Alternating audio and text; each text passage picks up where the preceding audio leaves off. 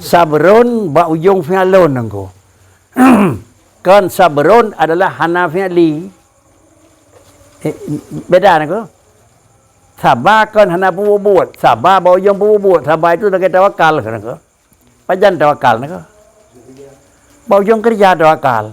Ada tak pula biar ne Allah nengko. Kenanya kasihan, jak minta usaha. Nabi hana baru tawakal.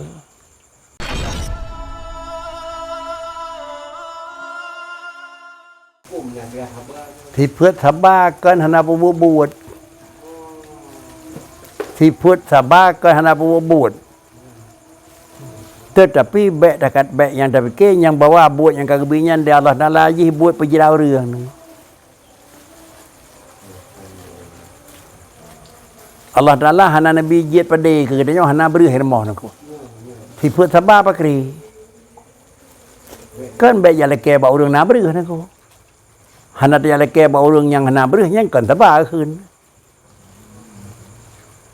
Yang sabar berarti tak usaha lagi dan supaya lagi yang kena juk di Allah Taala nyan tak usaha nako. Puat tak usaha.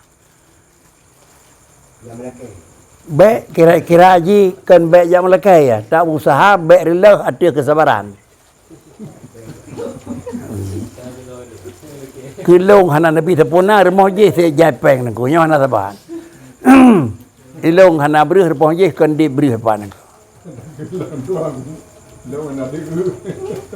Lihat tajak kedai hana gebi, adapun gebi dunan, alhamdulillah nyo keduna orang kilo.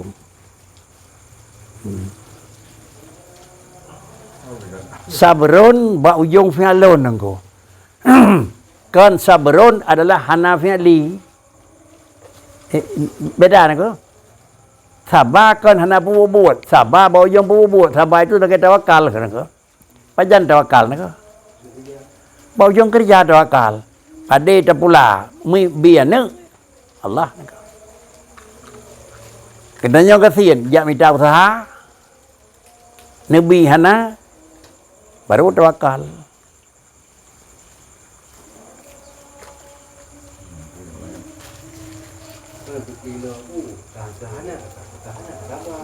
Ya.